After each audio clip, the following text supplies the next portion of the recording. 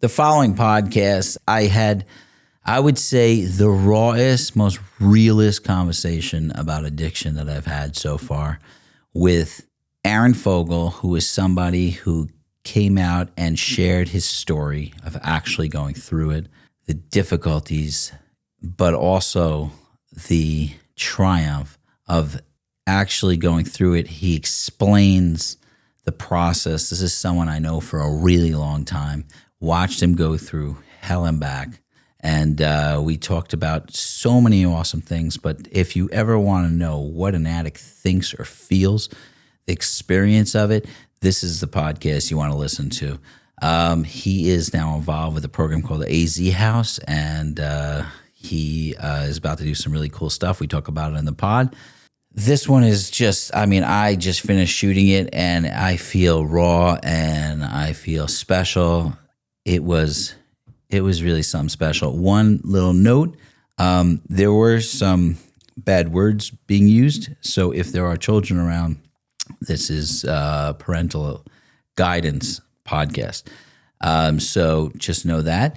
And also remember to like, share, follow, comments. The comments I've been getting, I really, really love. Not the anti-Semitic ones, but everything else I really love. So anyway, hope you enjoy this as much as I did. Welcome to the Brainstorm podcast. And now, your host, Sony Perlman.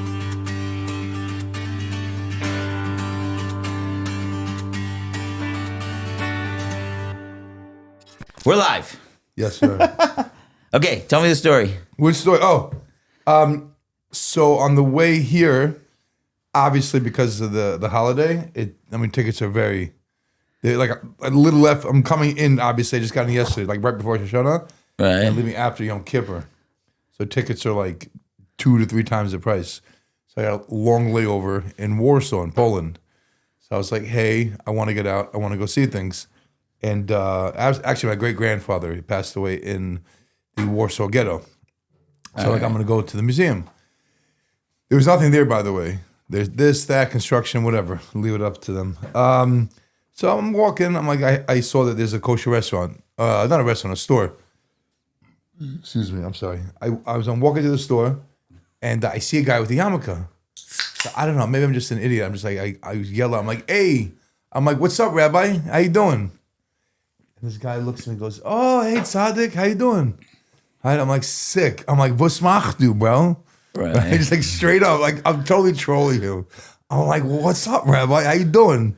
You know, I'm like almost like mocking him. Like I'm happy to also see him in the middle of Poland. Like it's very different atmosphere and energy. It's like horrible. It's very like it's nice if people like wait their turn, but it's like very.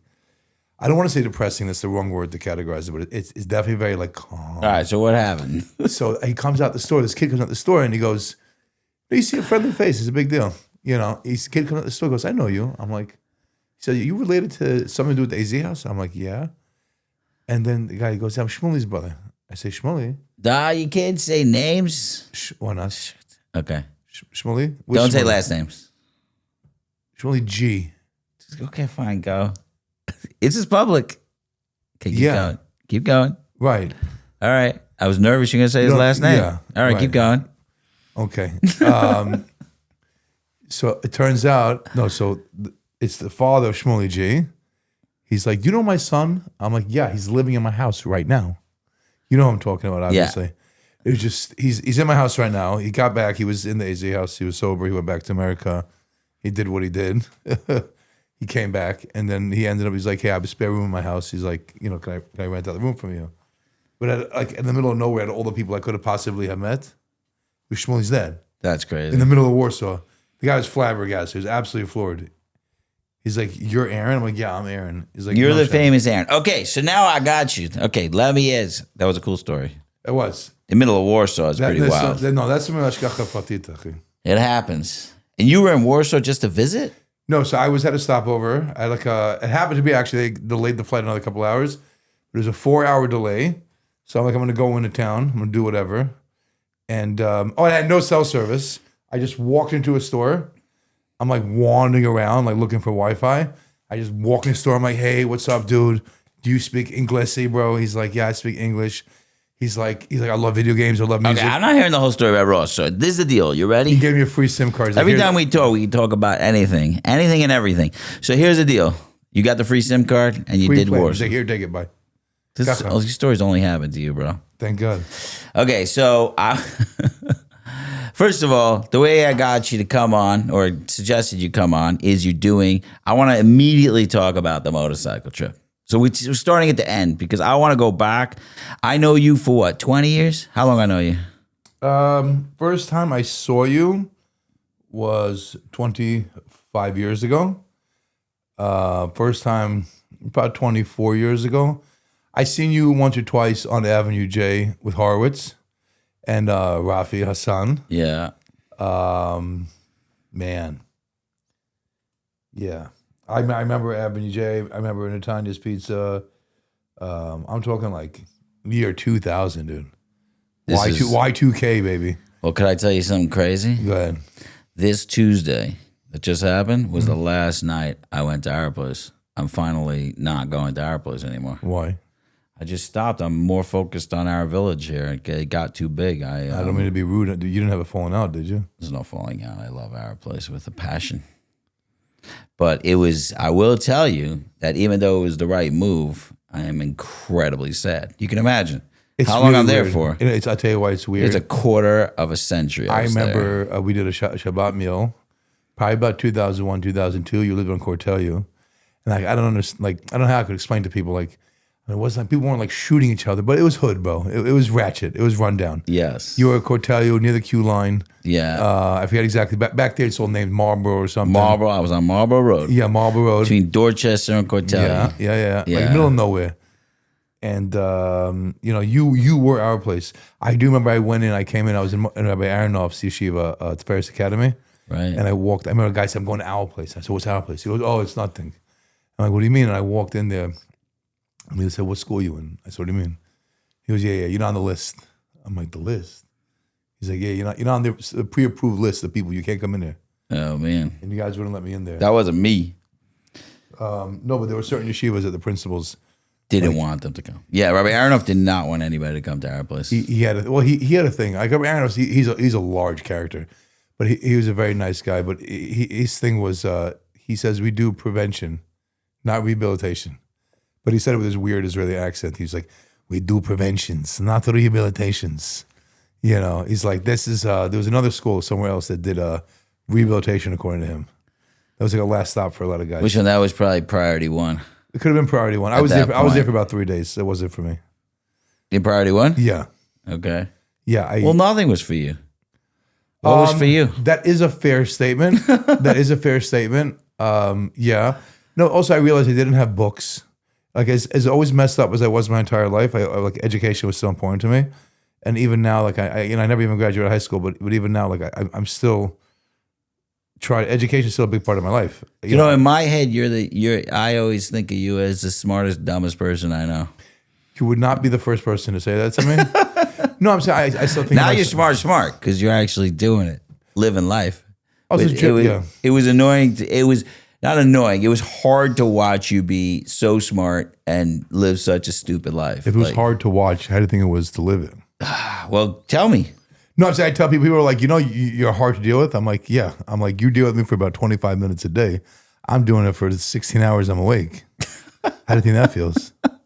I can't imagine. No, well, doesn't. The show doesn't stop just because I'm not talking to you.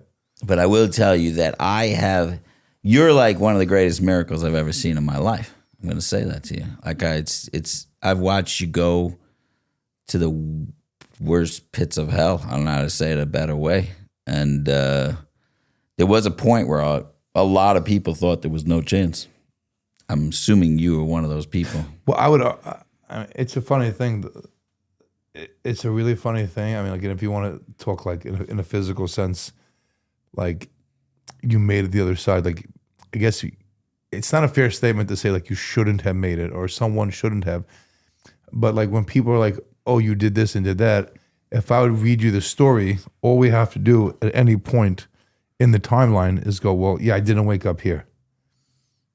And the story just ends. Yeah. You remember one of my last overdoses. It was actually a brutal one. It was a painful one. because most of the time I would overdose and I just wake up in the hospital. There was one particular one. I was sleeping and I'll tell you a story. It was in the garage. I'll tell you, yeah. So Was it in the garage? Yeah, it was in the garage.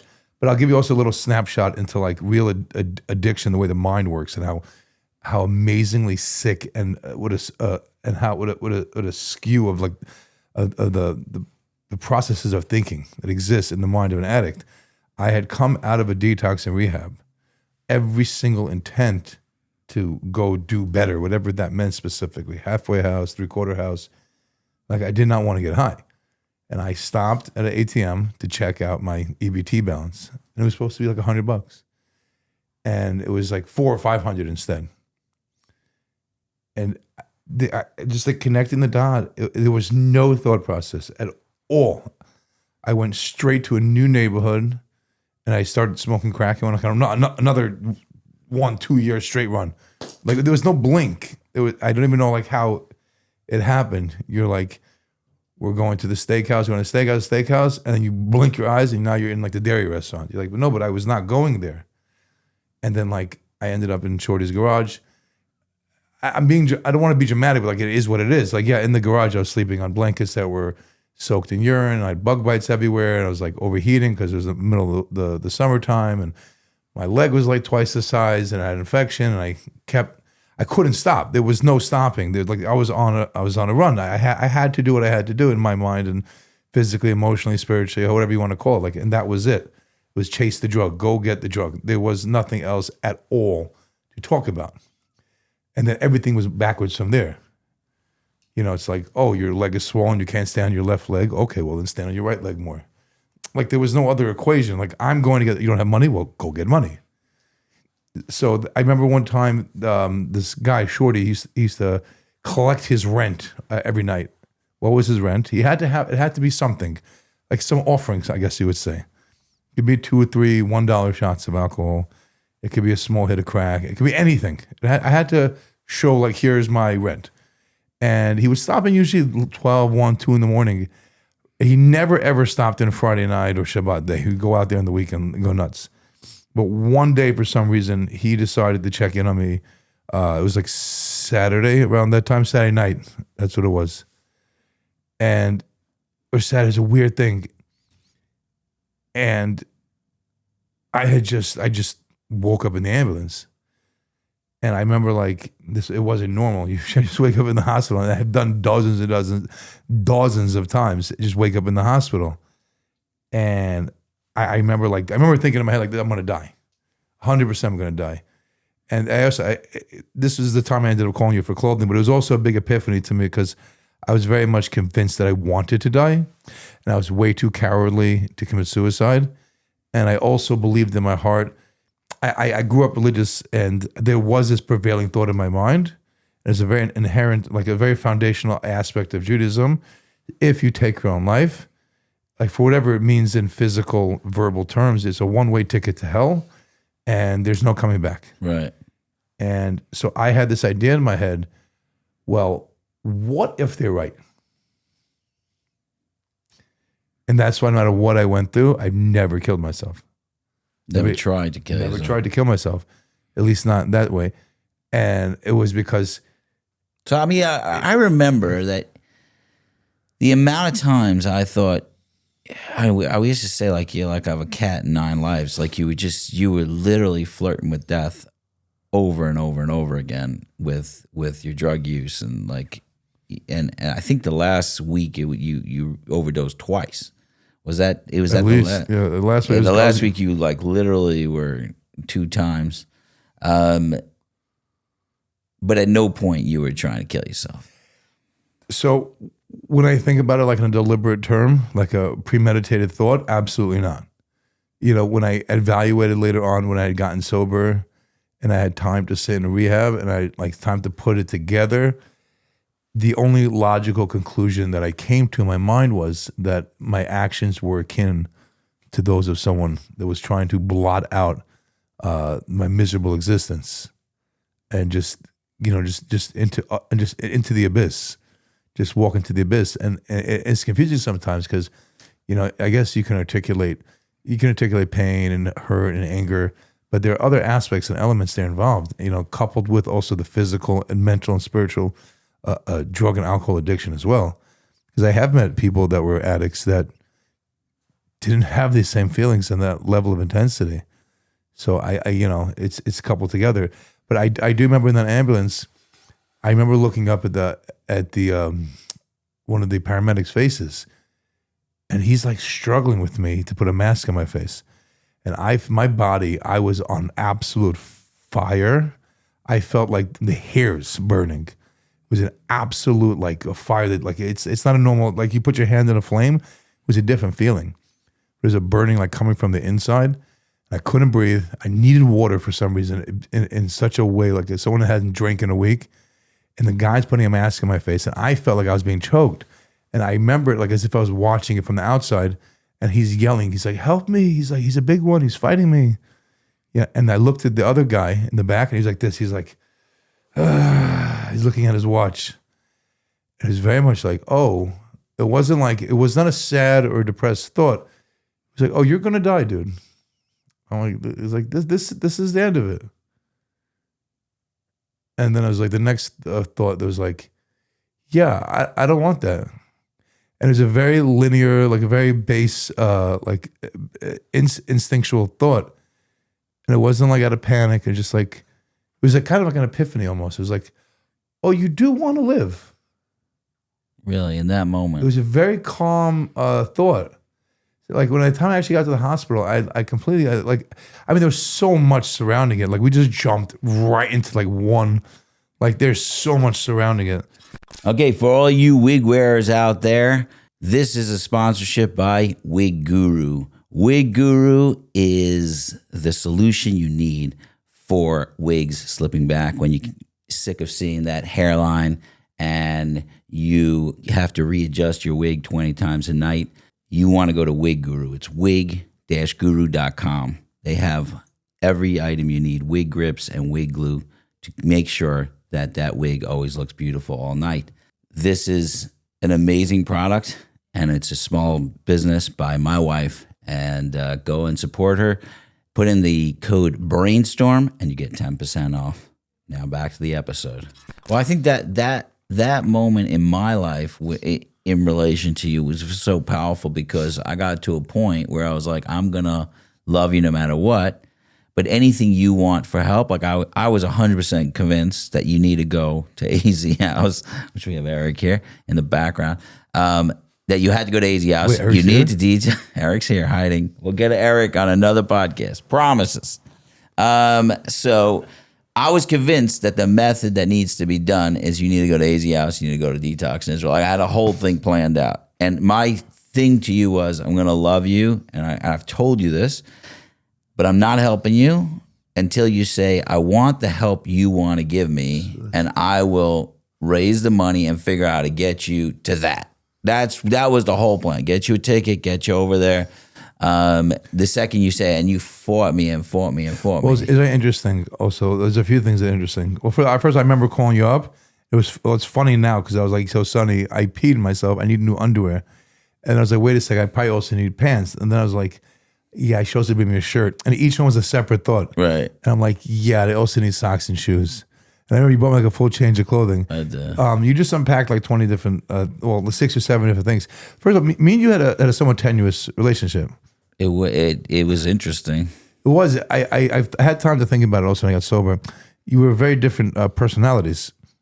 You were more about like expression and love and like calmer and like wanting to get along, when I was more standoffish and aggressive and like I had different ideas, I think. And like my general modus operandi, like I don't know, I wouldn't say we clashed. There was a lot of love between us. Well, I remember one time you standing in my office, literally, I even think you may have like indicated you were going to pull a knife or you had a knife or something like that because I was too calm and you were so mad how calm I was. I don't remember that. I'm sorry. You literally were yelling at me and I was and I was like, no matter how much yelling, I am not It's possible. activated. It's possible also in the throes of addiction, sometimes you do want a person to acknowledge the level of intensity that you feel something.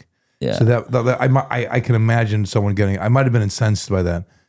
My whole mission with you, I'll tell you now that we got me on the podcast. My whole mission was that I'm on a marathon. When you're ready to get better, you're going to get better. And I was like, I am not going to, anytime you want help, I'm going to help it, but I'm going to be there because there were all these people that were coming and going. They were like, I'm helping this and that. Right, you could have. And that would have been that.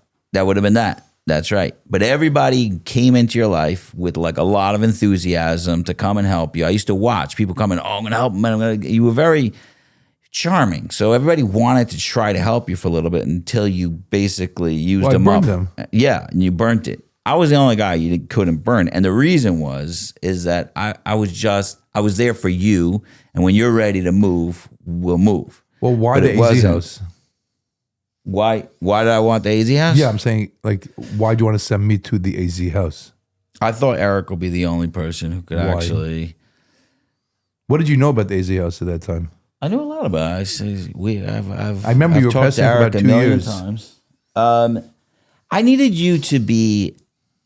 Okay, there was a couple of things. You were very attached to the idea of, like, you used to call it the medication, which was your methadone. And you were very attached to that idea of like, I'm fixing the problem with medication and maybe some therapeutic things.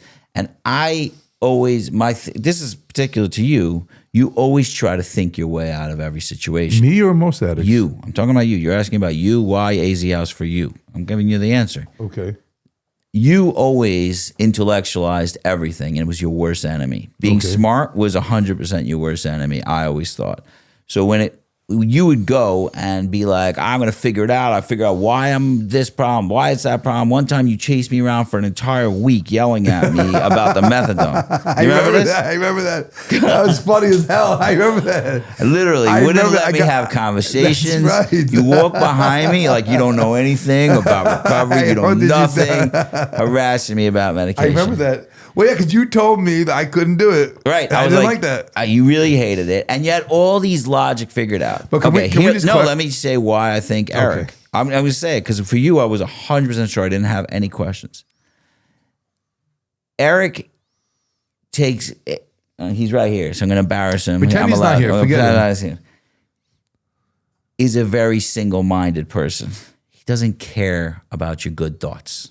He knows there's a solution. That solution is 12 steps, and he's going to drill it into your brain until you can't breathe. You just have to just exude it. Like, that's it. And every time you come up and say, well, I had trauma in my childhood, he's just going to be like, I don't read trauma in the 12 steps. Like, where do you see trauma? Like, it does in the 4th step. What does it mention? In the 4th step, we do a full house inventory. Okay. We do a full cleaning. And how do you look at trauma? Very simple. You break down everybody that you had any negative interactions with. Right. Anybody you have, let's like this. Anyone you have resentments with. Yeah. There's most of the time, it's either your own defects or something they did to you. Okay. Then what do you do?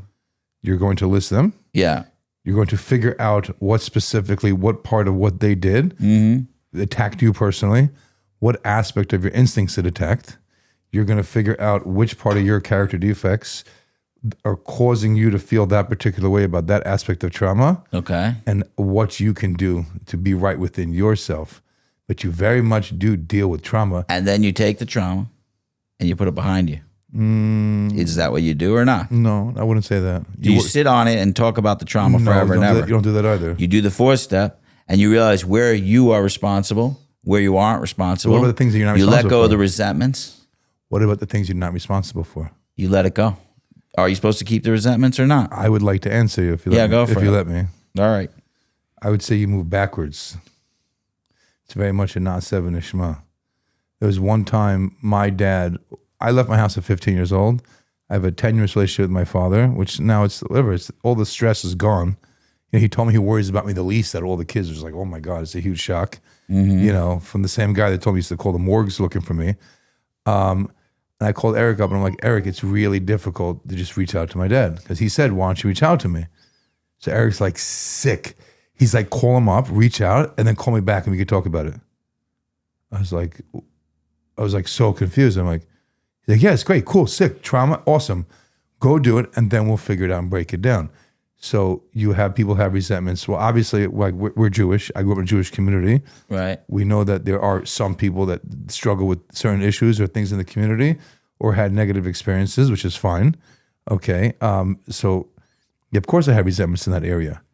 But there was a certain dealing of trauma with trauma, but there's still an overlaying idea of trust in God, being willing to move forward, being willing to take care of No, what I understand. Okay, so I'm getting it. I appreciate your explanation. I will say that Wait, what I you think what just you're said trying to about say- Eric, what you just said about Eric is exactly what I'm saying you needed. Eric was going to be like, oh, you have trauma? Good. Go into the trauma. Let's do the 12 steps with it. Let's deal with it the way we're supposed to deal with it. And you're like, but if I have trauma, then I'm supposed to feel like this and and this is why. And there was a lot of like explaining why you're miserable and why you want to die. And there was a lot of brain explaining.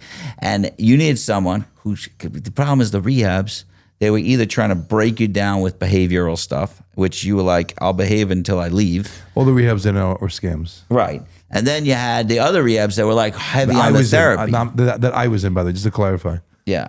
Well, you were at an AZ house. All the rehabs, well, if you include detoxes, rehabs, 3/4 houses, halfway houses, therapeutic communities, AZ house would be my 21st place. Do you know I have a video while you were getting high talking about how rehab sucks? I've seen it, You yeah. seen it? And if you start counting jails and group homes and things and arrests, you're probably going to get to 50, 60. But You've been to 50 or 60. you know what I'm saying? No. If you don't want treatment, 21. Yeah. 21. 21 treatments. Yeah. You know AG beat you. Just saying. I once counted with him 42. Just saying. I'm sorry. I didn't have to bring him up. Yeah. He passed away. But we loved Yeah. him. But I one time counted with him. So I want to explain something to you about them. I'm glad you did bring that up. Yeah. And that you brought that up with the methadone. It's a big problem.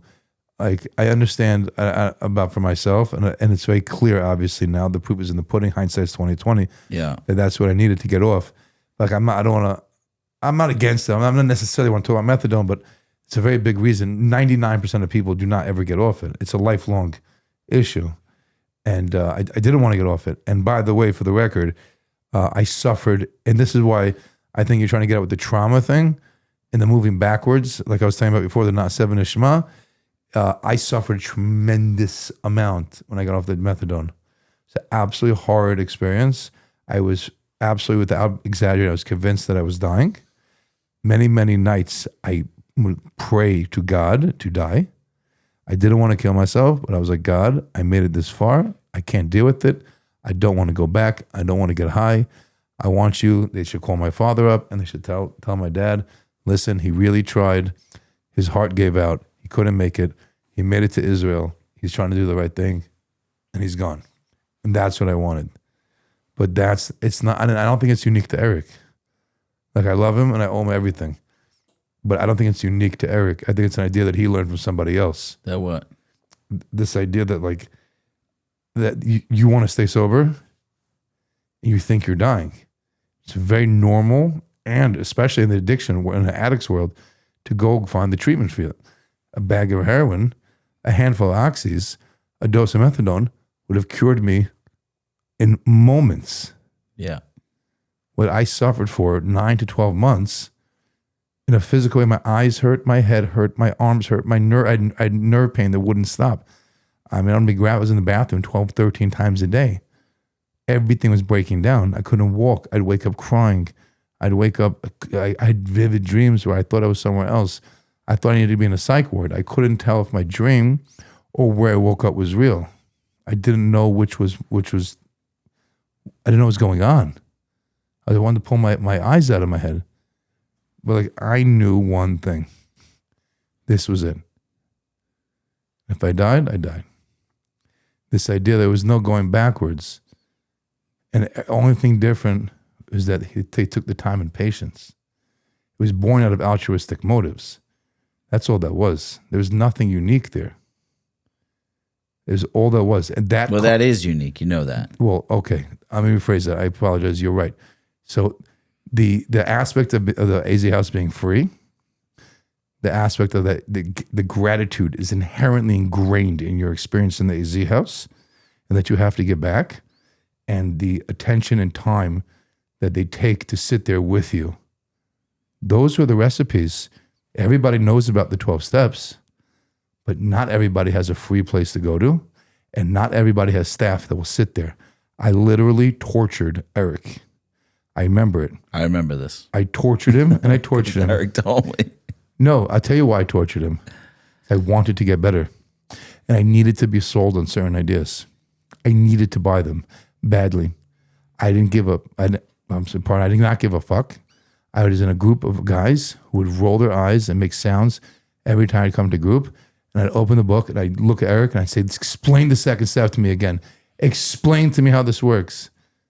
What do you mean turn my will and life over to care of God? How is God going to help me? What does that mean? Tell me. And he'd sit there and he'd go around in circles and I'd chase him. And like I chased you when you told me that, same thing I did to him. I'm like, explain it to me. I need to understand it. And any other rehab would just have kicked me out. Right. Say, Aaron, this behavior is unbecoming of a patient. I'm sorry. We have staff members. They said that you're harassing them. And that did happen in most of your rehabs. I was kicked out of so many detoxes for behaviors that I did not necessarily see egregious. Not for stealing, not for attacking someone, not even for threats. I mean, kicked out for basic stuff. And I was so confused because I never understood the addict or alcoholic that came in. They didn't have a certain set of behavioral issues. I'm like, you're an addict. Of course you have problems. I have met plenty of junkies that came to detoxes. They were older gentlemen. Like, probably a lot of them had been in prison, which also kind of pushes you into and they'd sit there and they were calm and they show up on time and they were neat and they were tidy. Their only abnormality was they liked to shoot heroin in an addictive fashion. And I never understood that. I was loud and, I had different thoughts on how life was supposed to work and I had my own opinions. And, I was just me. And even within the AZ house, like I still had lots of trouble, and there's nothing, in that sense, like the only unique thing is that it's free and people will take the goddamn time to sit there and explain things to you. Those two things are massive. And I have guys that I was in rehab with that are sober today. One guy just came back to Israel to be with us and to pick up a 6-year coin, came back with his wife. He's married. He's got his kid. He's super happy. He's successful. There are many, many other guys. When I was in a regular rehab, I'd make a joke because I would tell this to people. Like everyone's exchanging numbers. I was like, bro, when you get to the bus, the druggy buggy, and take you down the road, I can't remember your face anymore. Who are you? Says, with love, Michael D, bro. I wish you mad luck, homie. Yo, reach out to me, bro, when you hit the bricks, homie. I hope everything is straight, bro. Yeah, we done with that drug life. And I get to the train. I'm like, I don't even know who you are. I can't even see you in my mind. Like, it's all like there's no real like, and you come out to the random hills of Pisgah, Zev, Jerusalem, and there's a community now of like dozens and dozens and dozens of people. It's crazy. It's an entire community. No, people like rented apartments around the house. Like you go to AA. I remember we were in AA in Jerusalem, the English-speaking AA in Jerusalem. We get tourists that come through from like Ireland and Scotland and Australia. We've had people from Norway, Germany. What do you mean? They're just coming to visit? People. 1 second. Let's not forget. It's Israel. Yeah. Huge site. Okay. It's major importance. I don't mean to offend a Jewish person. It does happen to be of major importance to all three major religions in the world. Right. Okay, I'm not getting into religious stuff. Like, okay, we were there first. Who are you offending? No, I'm saying I don't know. I'm saying if anybody's watching, I don't make it like a political thing. Oh. But Jews, ancestral homeland, Christians, it's with the advent of Christianity. Muslims believe Al-Aqsa, the whole story with Muhammad, whatever. I'm saying, but we get tourists that come to Israel all the time, and they come to AA in Jerusalem. It's English speaking. People are in shock, and it happens to be AZ House is the backbone of that as well. Yeah. I remember we were like 11 people in the Chabad Center. We rented a room, and like 9 of them were AZ. Now you come in Jerusalem, you'll come to a meeting at 7 o'clock at night. There's 60, 70, 80 people. And a good 20 are active AZ, and another 20, 25 could be alumni. And there's like yeshiva kids, and there's people living in Israel, and there's people that just got married, and it's like they're Americans and English and Australian and a few Israeli Americans. And would you say that the program works better the bigger it gets? The bigger the community gets. Which program are you referencing? AZ House. Okay, I thought you meant for AA, AZ House, 2 separate entities. No, I'm talking about AZ House. Does it work better the bigger it gets? Meaning the more people, the more community. What does that that's mean, there. better? Meaning that it's holding on to people even stronger because there's so many people out there. Are you talking percentage success rate? I don't love using percentage success rate, but yeah. So how do you quantify better? People staying longer, listening to the message more. When you say more, you mean percentage wise? Okay, percentage wise. Well, no, don't say okay to me. How would you? I'm pulling hairs because I want you to It's a very arbitrary idea. You say, does it work better? What does that mean, better? Okay, so I know with our village, right? So when we first started, there were 4 or 5 guys there. Okay, it was weak because we didn't have the support of everybody around to be helping each other. As it gets bigger, it gets much, much more powerful. And that means more success rate, the community's growing, people see more, they see more hope because there's more people around them. I would say largely yes. To a small extent, no. Okay. I would say largely yes, though. As it gets larger, there is the ability to, I would say it's more like a expansion, contraction. And I'd say there goes through waves, if I'm making any sense. And as there's an expansion, there is the ability of people to get lost in the cracks a little bit. But at the same time as it expands, they also start focusing more on the people that actually want the help. Versus when it was small, you can get an outsized amount of attention. But overall, I would say for those that are willing to listen or willing to take the advice, there's so many more resources. That's what I would say. You have people now that just, I know obviously you take it for granted in America, but it's not taken for granted in Israel. People have driving licenses and they have cars, and people now are different managers of different establishments and have businesses, and there's a growing community of people that are, and this is on a very physical, non-sober level, even though it obviously does play a role in it together. Obviously, we're still live human creatures that need these things. Right. And as I'm sober longer, I've become bigger proponents about them. Our next sponsor is Our Village Women's Home, which is called Ma's House. Our Village Men, I've talked about a million times on the podcast, is the most beautiful, loving, caring experience you could possibly have in the transition from coming out of rehab and integrating back beautifully into the world. The Woman's House, we have went above and beyond, besides for being just the most incredible clinically that you could be that we have in the Men's House.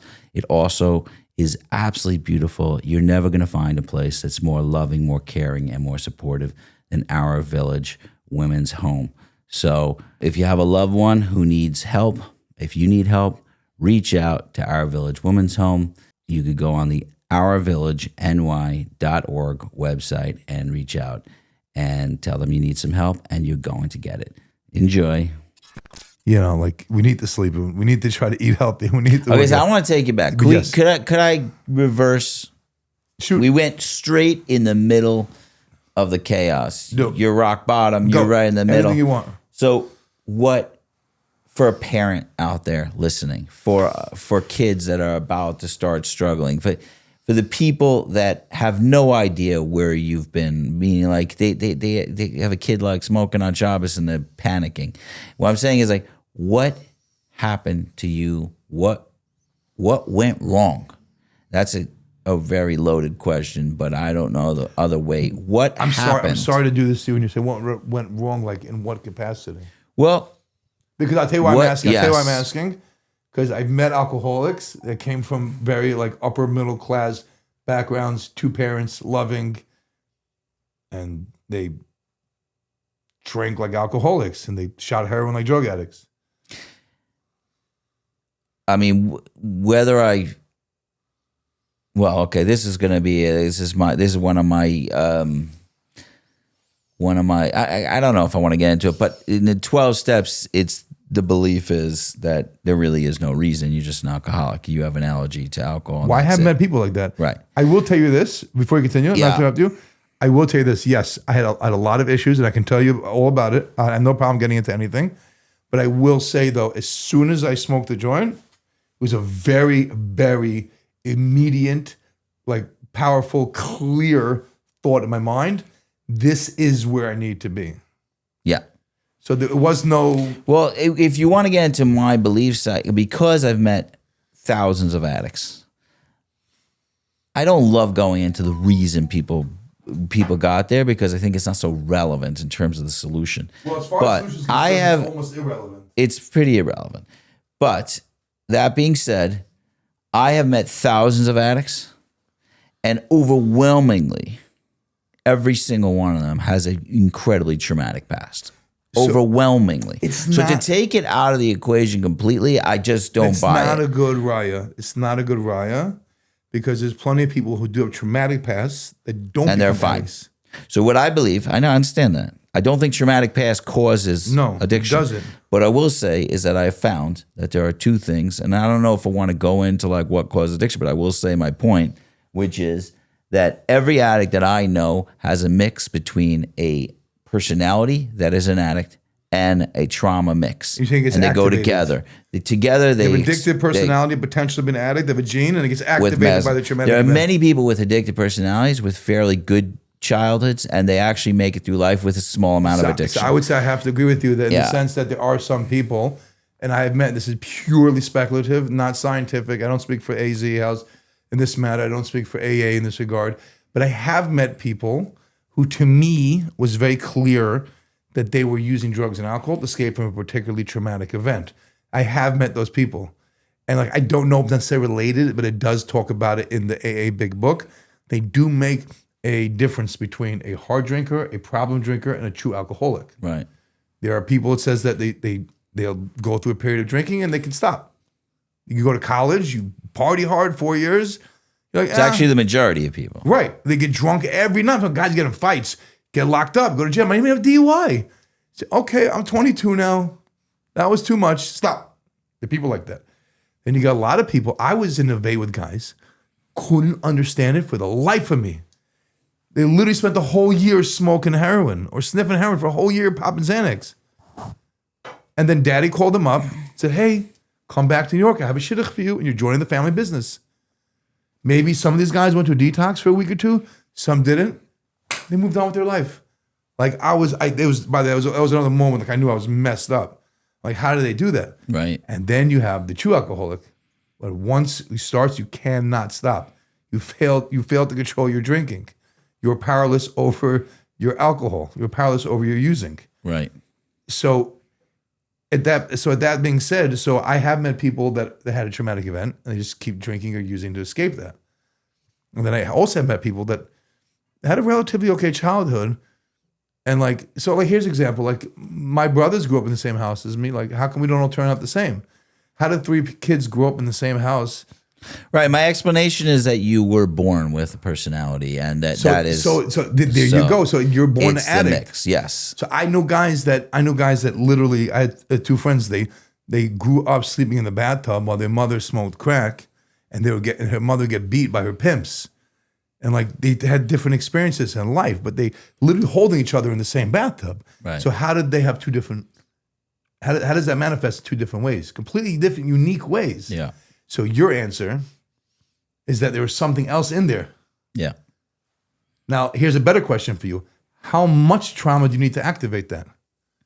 You can't use numbers. Right, because it's relative. Because trauma also is not about trauma. So do you want me to tell you? Sure, I can tell you. I don't know if it matters. I'll tell you how I want this, what I'm really saying. This is the question. The question is along the lines. It's really about the adults. What did people do right? What did people do wrong? That is really what I want to know. You're a kid. You're 15. You're 16. You're a mess. Protect your kids. Protect your kids. What does that mean? What does that mean? Listen to them. People look at them like they don't matter. I mean, like, I don't know. Not protect your kids. Tell me in your life what was missing along the lines. So I would say love them, but I had plenty of love. Did you? Yeah, Okay. More than I could handle. Okay. It was a very loving home. We had a hot cooked meal every single night. My mother was always there hugging us, telling us how much she cared. She didn't go hang out. She was always, after work, she was there with us every day. I mean, sure, there are other things that bother me that I saw at home. There are things, I mean, you want me to tell you about the pain I felt at home? You want me to tell you the pain I felt at the rejection in the yeshivas? You want me to tell you about the pain I had of getting beaten like a fucking pulp? My mother going down to the yeshiva and the rabbi saying, yeah, that's what we do here. Sorry. I tell it to people and people are like, oh, it's been fixed. I'm like, really? So y'all been doing something I don't know how many hundreds of years a certain way, and just magically 20 years ago you fixed it. I call bullshit. I don't believe it. Then there's this new steady stream of maladjusted kids in the Jewish community to prove that they're saying is not true. I mean, what do you want me to tell you? Do you want me to tell you that when your kid tells you he feels a certain way, you should give it credence? I mean, what do you want me What do you mean give it credence? What does that mean? I mean, when a kid comes home and tells you what's happening with him, Yeah. and people are like, no, it's not true. Oh, you're saying you believe them. I have a thing. It's a half side note. I have a thing that the people that protect the abusers cause more harm than the abusers. I remember one time I was at a shul, something minor. It could have been solved. Like, I'll give you an example. Like, when you go to the yeshiva and you tell the yeshiva, this guy's beating my son. Tell them, yeah, sorry, no, we don't believe you, or no, this is what we do. That hurts more than the actual beating. I can only imagine, like, and I had plenty of friends that were molested, but how do you think a kid feels he's molested? Then you go tell the principal, and they say, we're leaving him in his position. We're going to keep him in his job for another 30 years. We're going to feed him another 1,000 kids. We're going to keep sending kids to the sleepaway camp. And if you say anything, we're going to destroy you. That thought is infinitely more damaging than the actual what happened. Think about your child, right? When your kids fell down as a child, they fall and they hit their head. Yeah. The parents aren't around. Do they always cry? No. Why not? Well, there's no one to cry to. Right. So what are they waiting for? Why do they cry when you come home 3 hours later? Because they want the validation. Right. Yeah. Kid gets molested, gets beat up. He knows it was deviant. He knows it wasn't supposed to happen. He knows it feels a certain way. He goes to his parent. He goes to the community leader. What is he expecting? Did this happen to you, or are you Yes. just saying it as a... I was not molested, no. I got beaten the fucking piss out of, though. What, by Rabbeim and stuff? All the time. It's totally normal. Kicked, punched, smacked, slapped for the most mundane things, for asking questions, asking faith-based questions. I'd walk into a class. I'm not slow. You know, the teacher would give a lesson. I would learn it in 120 seconds. I'd raise my hand. She'd say, anyone else but Aron? I said, okay. And then I just get up and start walking around the class. And then I got punched to the ground. And then my mother said, can you please not punch my kid? No, sorry, can't do that. Next. Well, I had friends. They get molested. They go to the rabbi. No, I bet Coco. They kept him in office they kept him in his classroom for 30 years. However many years, more than that. Right. And they told kids outright, if you say anything. But my point is like this, that didn't specifically have to happen to me. I was a product and outgrowth of that same system. Is there anything that could have happened that could have helped prevent? Because I know I was there, and I was there a lot of your teenagehood and almost childhood. I was there at night. I'm saying you had a whole life going on. I was already gone by then. You're already gone. What could I watch people come and go in your life? I mentioned it before, but like I almost used to laugh when I had like some Chaverim guy come in and be like, I'm gonna help Aron, I got this. And then, By the way, before you continue, I do want to say one thing to the people out there. I wanted to say one thing. So I would say almost exclusively, I took advantage of all those people. yeah. But I would say that those people should still do what they're doing. 100%. You can have 99 people help you, and you take advantage of them. Just for some random reason, it's completely random. Every 1 out of 50, like I remember that one guy. Well, I think what you said about Eric, I'm not trying, it's weird to talk about myself, but what you described about Eric is what I felt I did in your life, is that no matter how much abuse, no matter how much stuff you threw at me, and no matter how much stuff, I wasn't going anywhere, was the difference between all those other guys. All those guys could handle you until you abused them enough, and then you tested them enough where they What you're packed saying out. is true, but I don't know what that has to do with Eric.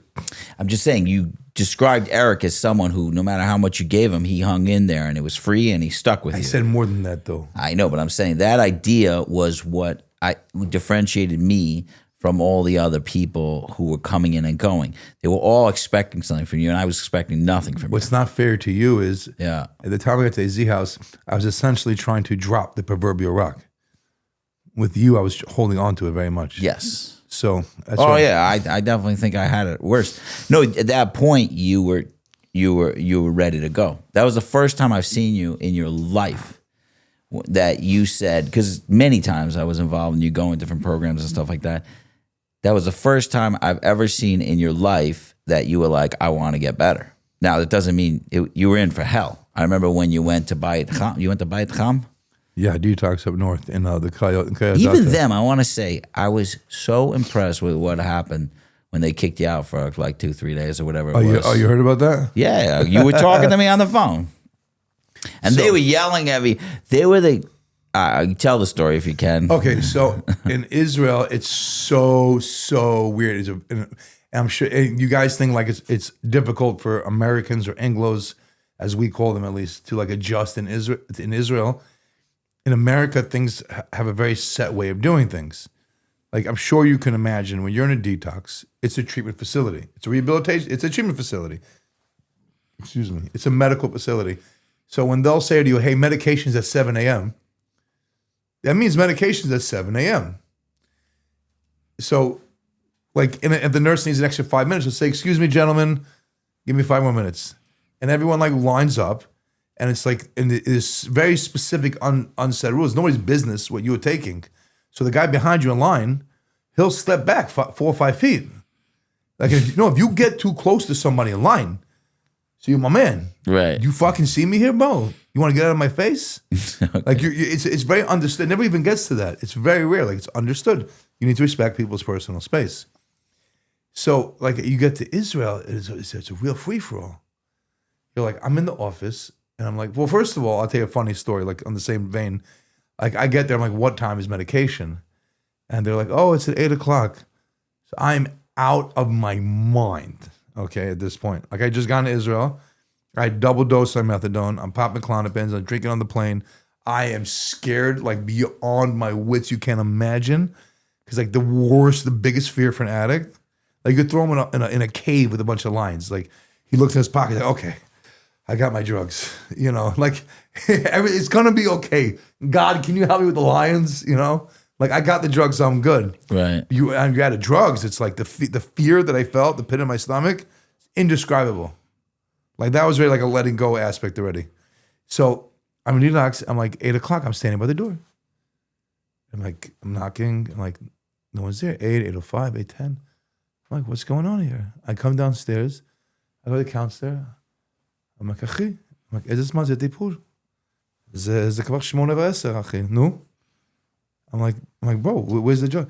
He says, גוי בסדר. He goes, עוד 5 דקות. I'm like, he's like, everything's gonna be fine, just wait up 5 minutes. I'm like, what do you mean 5 more minutes? I start going to full-blown panic attack. I start yelling at them in Hebrew, you're liars, you're SOBs, you can't do this, what are you talking about? 5 minutes, I'm gonna die, like I'm like, right. I hadn't been off everything, I don't know how many, several years. So I'm really getting into drama with everything. And I was very sick. Even the drugs they gave me, I was still very, very sick. But basically, I'm in the office one day, and I'm getting my medication, and everyone's got their hand out. And like my anxiety is like flaring to the roof. It's like all their hands are crossing, they're just like putting pills in there. And when you come into like, you're in a detox facility. It's not like America. No, but you're in a proper detox facility, right? There's other ills, believe that. But like when you get to the window, it's a very personal experience. And yes, you have insurance involved. They're paying like $1,000 a day. This detox, if I tell you, you wouldn't believe me, it's like $70, $80 a day. I remember. Okay. So when you get to a window in America, they'll show you a chart. They'll point to your name. Says, is this you, sir? Yes. You show your wristband. They'll show your medications. Say date of birth. Date of birth, whatever personal identifying information they want to see. And then they're going to like go through the motions. And then you'll be like, oh, this, that, this. And then they'll show you your medication, like you count it. And I've messed with more than one nurse on occasion. I'm like, no, I didn't see it. Let me see it again. You're going to power trip. Like, Like, and I don't know if people like watching this, like addicts are sick people. So like if you have a medication and you're in a detox and you're still getting your methadone, which is, it's an opiate cessation medication, but you're still kind of high, you're literally like licking the cup. You're like the dipstick, everything. It's real. What they say is it's addictive behavior.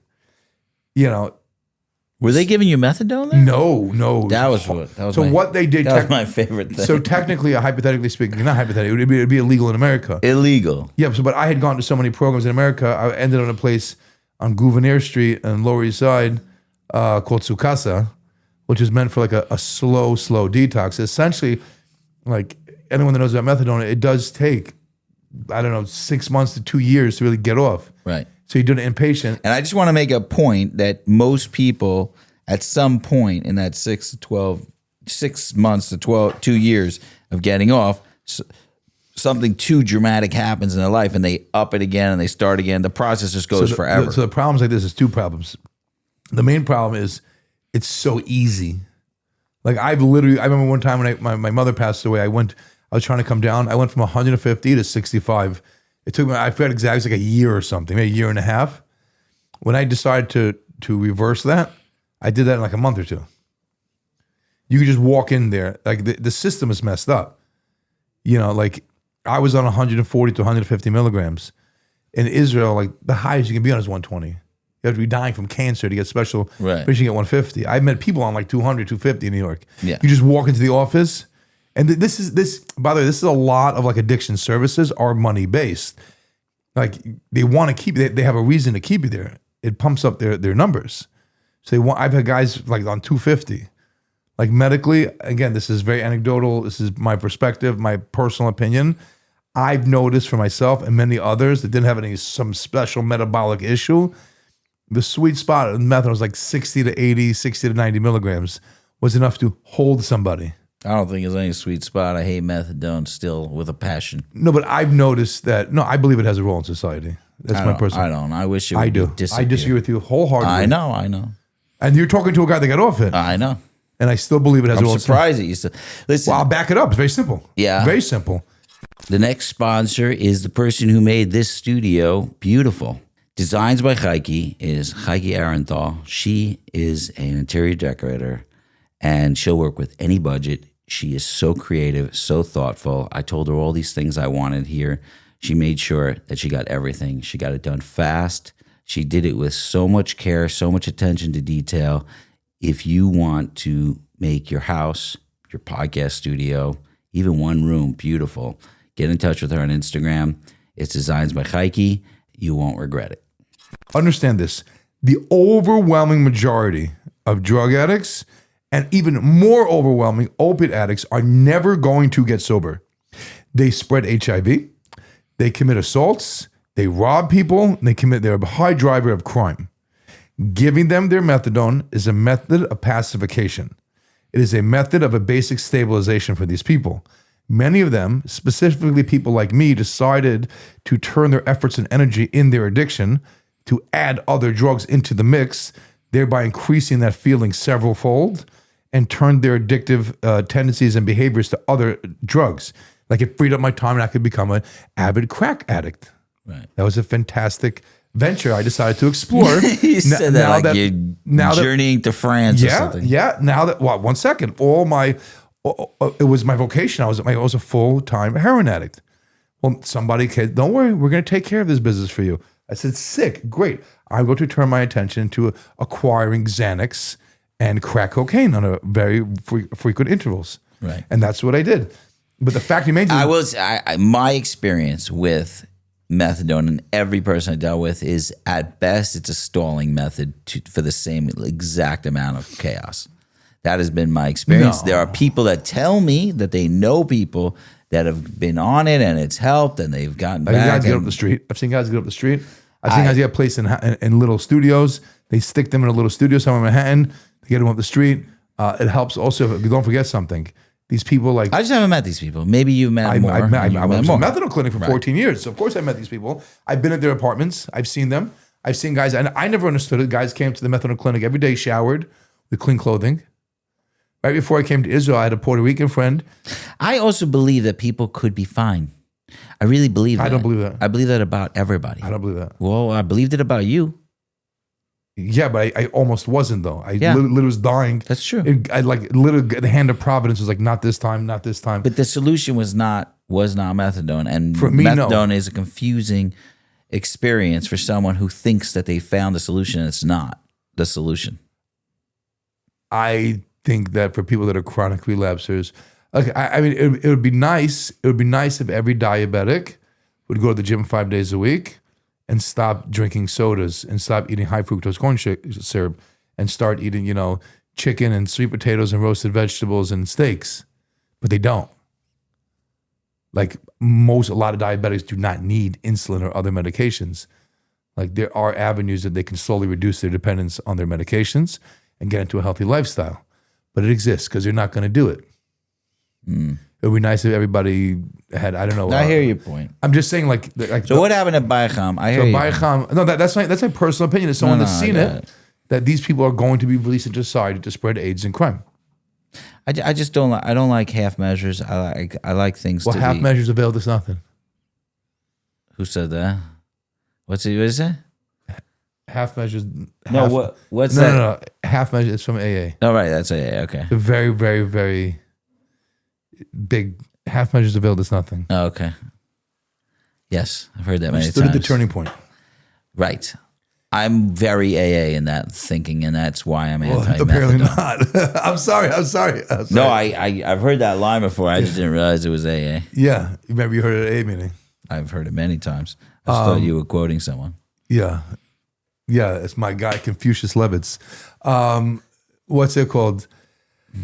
So I was at Baycham and I was getting very flustered because everyone had their hands out. And I'm like, I'm trying to get my meds. I was like, started yelling in broken Hebrew back then. Like, this is not your business. What are you doing here? I'm like, tazov. Like, I didn't know how to express myself. I'm like, go away, go away, go away. So they didn't give you methadone? No. So I got there. They immediately switched me to OxyContin, morphine, and Rufinol. In America, this would be just literally, knocked me they out. throw you to jail if you They did just that. knocked me out. Why? So basically, when I was at Sukasa, I managed to get myself in the kitchen. I'm like cooking for like 60, 70 people. I'm making them like kufta cheeseburgers, which they, that's crazy, whatever. But like I got myself in the kitchen, and one day I'm standing in line. I guess my name had popped up into the system. You're supposed to get a transportation check. I hadn't got one in like 2 or 3 years. And the counselor hands me a check. It was like $1,400. I'm like, sick. I'm going to cash this. And of course, like, I'm just ended up smoking crack there. So that didn't work out too well. You talking about? I was talking about Baycham. So I'm saying, Who keeps going? no, Sukasa. I was saying I was talking about That's my Sukasa. phone. No, because it might be my wife. What I was representing was Sukasa, right? Oh no, it's not. Okay. What I was representing Sukasa is the last place that I had to go to like actually get off the methadone properly.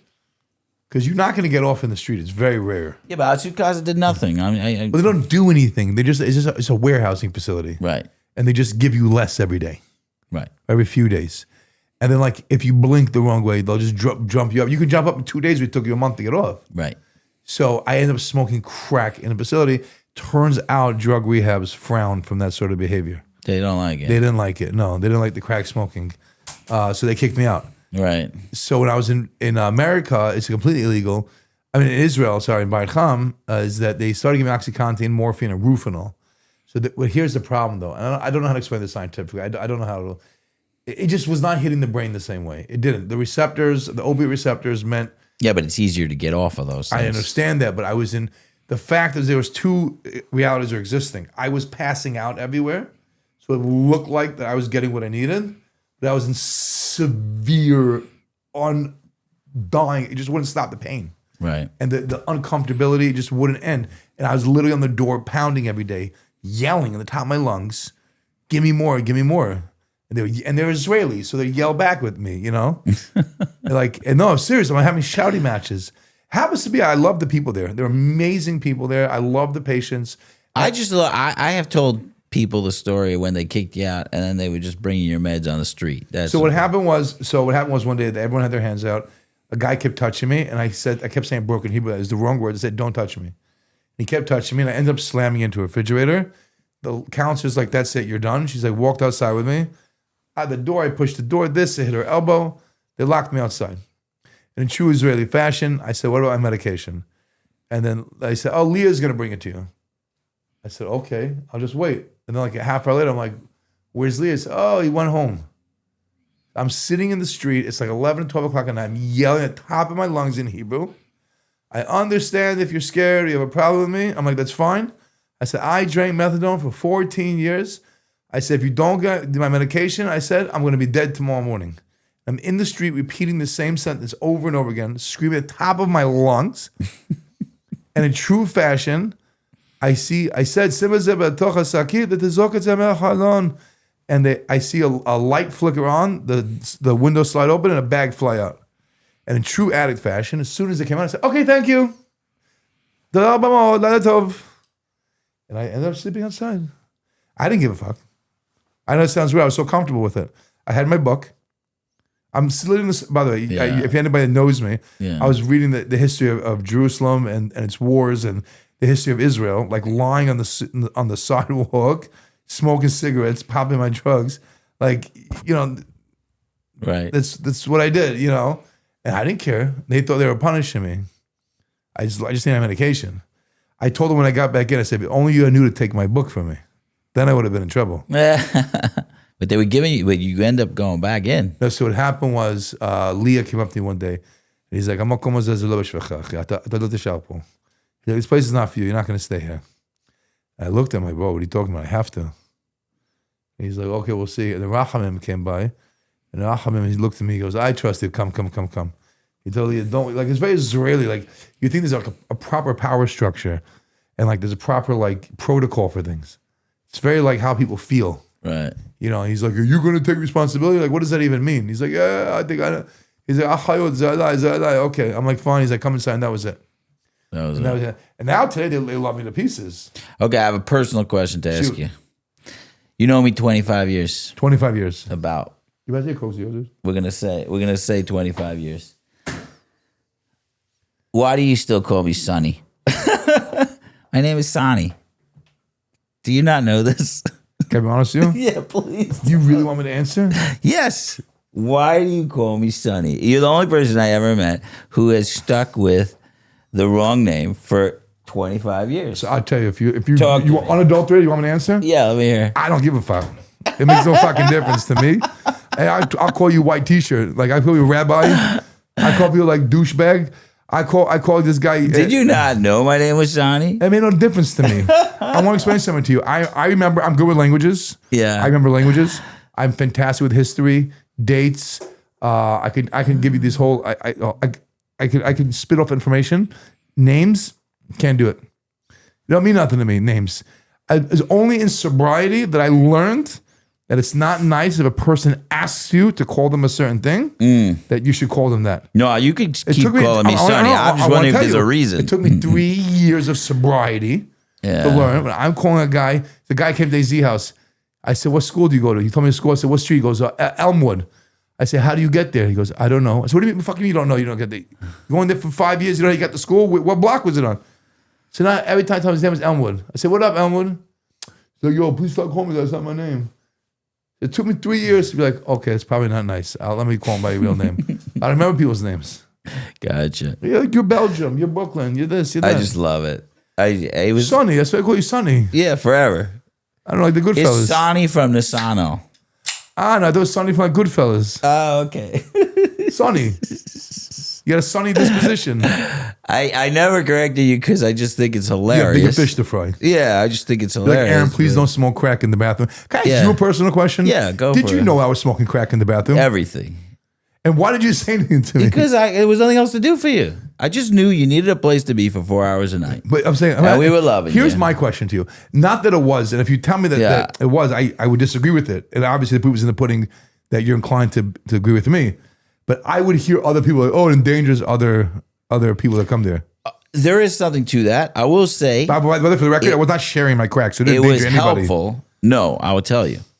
It was helpful that you looked like such a crackhead.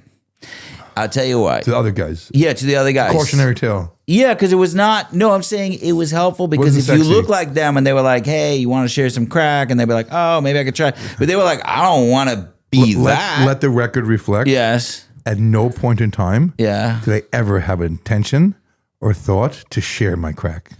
I got you. Okay. Just want the record to reflect what I'm saying is that if someone, there is a point, there's an argument to make about people a little bit worse than a guy making a guy get a little worse. There is, like taking a guy into our place who goes to Chafetz Chaim and he walks in and guys are smoking pot.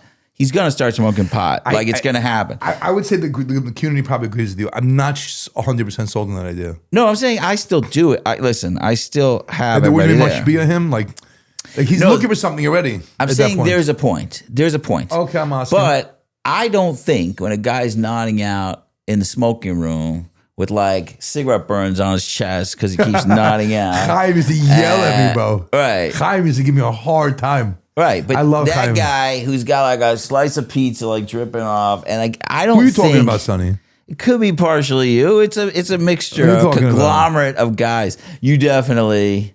Where's that boy Johnny? How's he doing? I'm not talking about other people. No, I just asking how he's doing. What is he talking I think about? he's doing all right. He's doing all right. Is he doing all right? I don't know actually. So why you tell me that, bro? Because last time I saw him, he was doing all right. Okay, so But I say haven't that. seen him in about a year. Okay. A little less than a year, maybe. But no, there's plenty of guys. Listen, most of the guys did get better, which is, and some guys passed away, which sucks. But I do see hope because a lot of guys get better.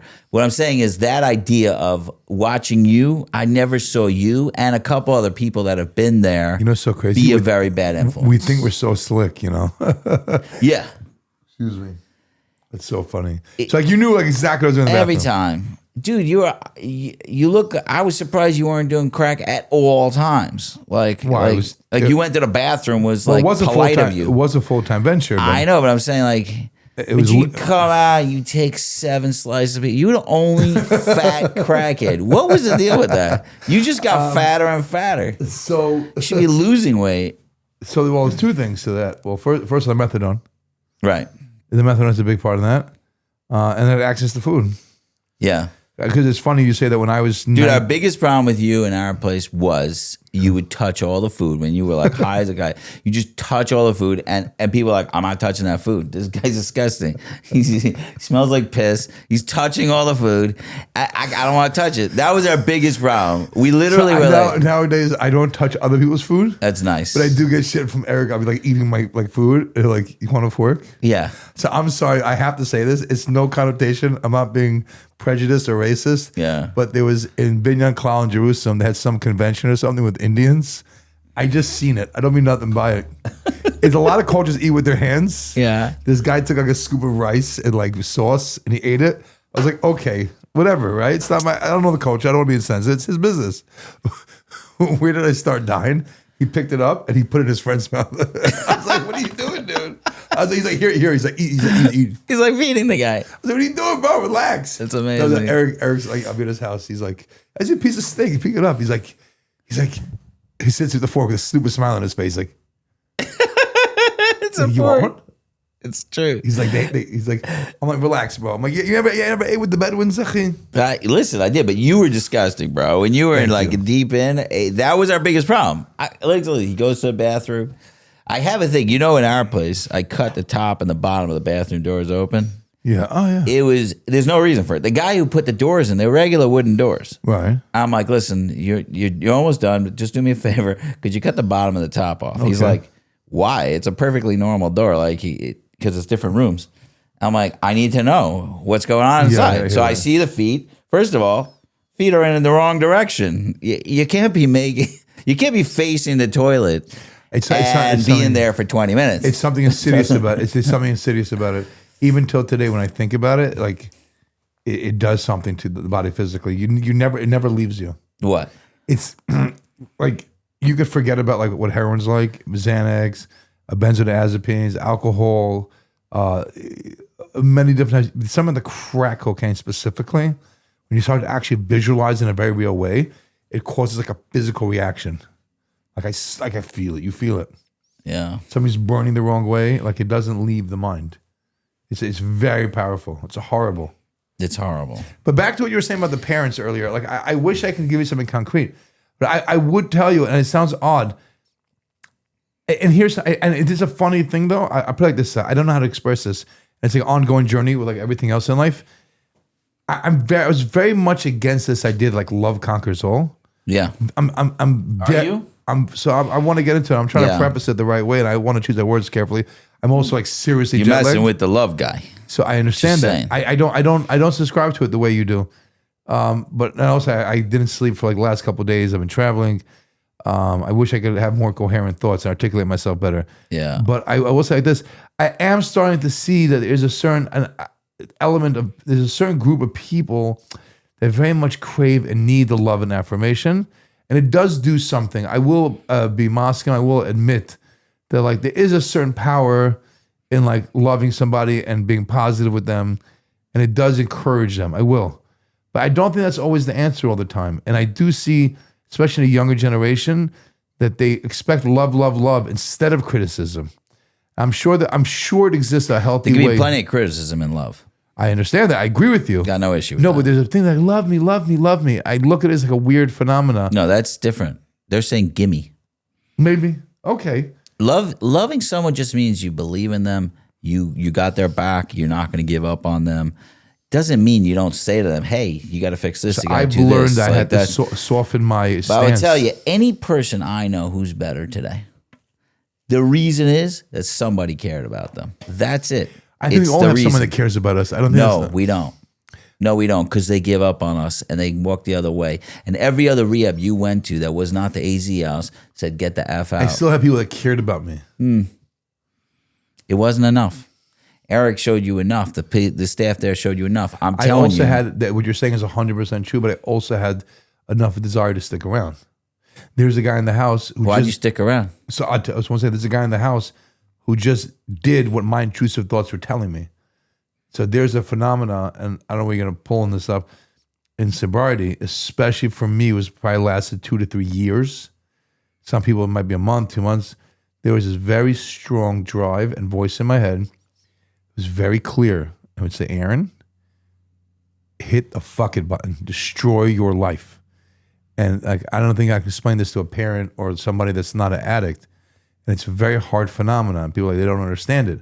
There's a voice in your head that says, you're a failure. You're not going to succeed. They don't love you. They don't understand you. They don't even like you. There's no point. You're wasting their time and resources. You're wasting your energy, time, and resources.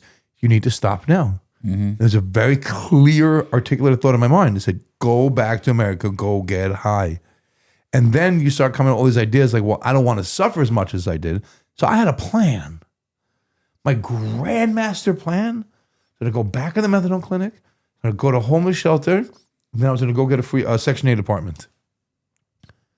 This is what my brain was telling me. Like the grandmaster plan. What about this? What about this? So what stopped you? And I would say, what about this? I said, I don't deserve those things. What about love and marriage and this? And I don't deserve that. I don't want them. I don't deserve it. And you don't even need to know where it comes from. There's a voice that says it to you. And this kid went back, and he came back, and he's like, I go back to New York, and he went back and relapsed.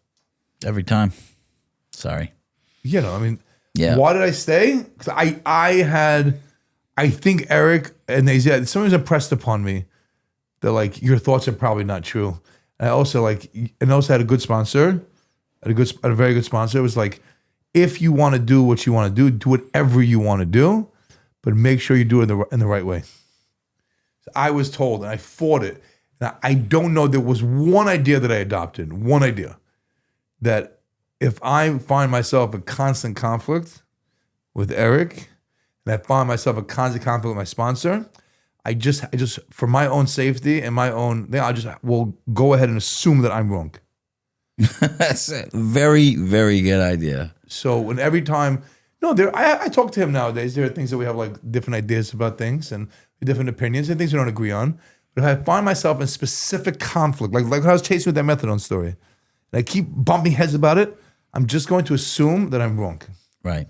And figure out how to move backwards from there and think about why I'm wrong, how I'm wrong, what I could do differently. So I had this hyper obsession, like to go back to America. And I still, by the way, struggle with other issues. And I don't like, I can pontificate here. Like I struggle with like Jewish identity and American identity. And like, what does it mean to be a Jew? What does it mean to be in Israel? What does it mean? Like, it's a lot. I said, this culture, that culture. And you're talking to somebody, by the way, that like moved into an Israeli neighborhood.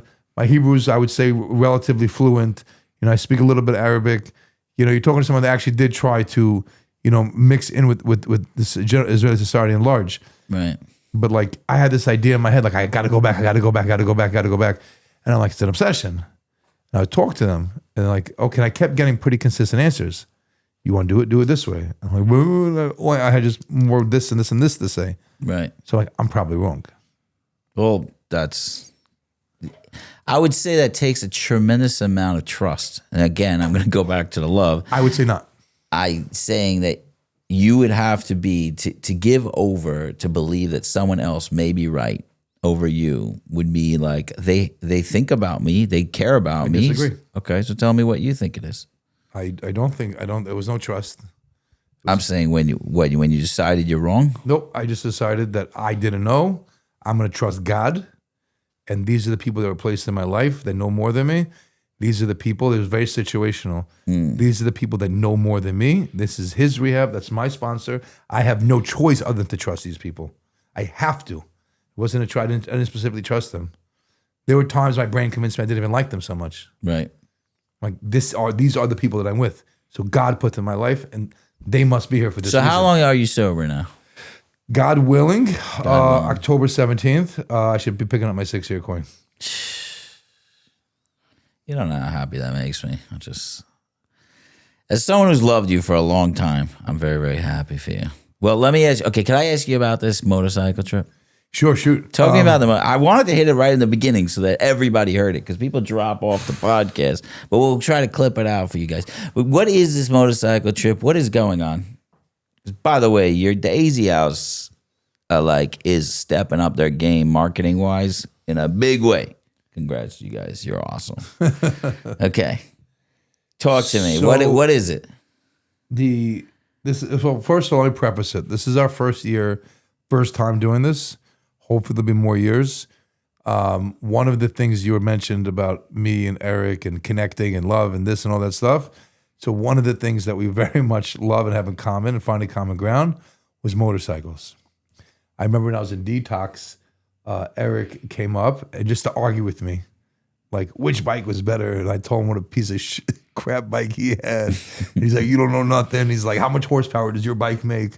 And like, I'm sitting there toothless, bald, like smoking Chinese cigarettes, telling him, nah, man, you don't know nothing, bro. You know how that goes. I have a video of you talking about motorcycles. Yeah, that's right. Even though it's like I gotta post these videos. Yes. I don't know if I can. So me and Eric very much love motorcycling. I want to say this also. I'm hearing a lot of background stuff, and I'll tell you about the trip. Yeah.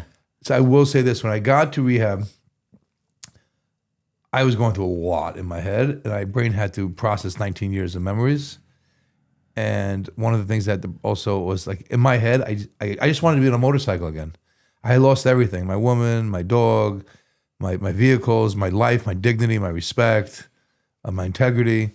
And I just wanted to be on a bike. And my first birthday that came up in the house, a little bit under a year of sobriety, Eric, we said, fuck it, we're going to take you for a motorcycle ride. And we went around Israel. And we even went back to like, it was very memorable. That's when I realized also like he cared. Excuse me. That's part of what you're describing there, like the caring and love. That was it. Like he gave, that's to me, the love is not always like a good feeling. Oh, he's giving validity to like how I felt. He saw you. Right. The validity to like what I wanted to do. That's all I wanted to do. Just be on a motorcycle again, just feel that freedom again and go. So I got there to the shop and they're like, yeah, it only comes with 100 kilometers. And he's like, what? He's like, that's not how you take a motorcycle trip. He's like, how much is it a kilometer? Like a shekel. He just like started pulling out like hundreds. He's like, get out of my face. He's like, give him 700 more kilometers. Like that. I remember he pulled it out. He's like, happy birthday. You know, I was like, let's do it. You know, like that. And another friend of mine showed up. I didn't even have a credit card then. He showed up to put on his credit card and then left.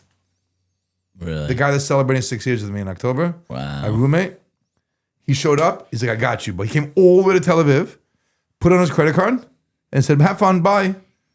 And then Eric came out, he's like, dropped the money. He said, okay, bye, let's go. So we connected over that. We love motorcycling.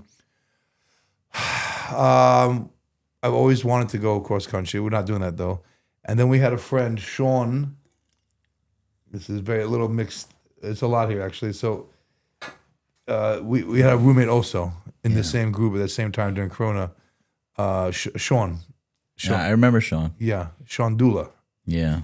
Whatever. And he passed away recently. It was a very tragic event. And it left a very big hole in the entire community with us. And, he was married. He was an only child. I'll be honest with you. I always struggle with like the ideas of things. Like I pontificate, try to break things down and philosophize. Like I don't understand myself what it means. I told Eric, like, I want to like raise awareness. And we're also obviously going to solicit contributions from people, but we're trying to raise awareness first and foremost. And I said, I'm going to do it in honor of Sean. Like, I wish I could I wish I would say it was tangible. Like, I don't know how I can hold that in my hand. I can say it to you. I can tell you that. The only kind of idea that I can think of is to say like Leiloy Nishmat, somebody. Right. Like you say bracha to like, to elevate someone's soul. I could say, so I tell people you want to make a donation to AZ House in his name. It's a place that saves people's lives. You can do it in his name, elevate his soul, and get your own schal. Get your own reward for that. That's how we keep our loved ones alive, by doing good deeds in their name. It's kind as of far messed as up. I know. It's kind of messed up because they only exist in our minds. Yes. At least physically speaking. Like that's not physical. So I don't know, I felt bad. Like I told his wife and his mother about it. So we're raising awareness about that. And so what are you doing? So honestly, again, it's the first year.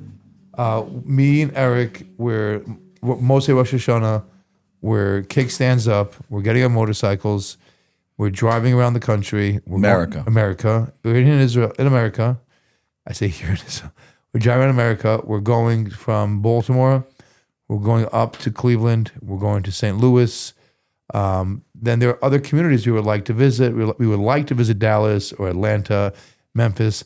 It's a little odd in my humble estimation of things, how there are legitimate communities that aren't aware of the services that AZ House has to offer.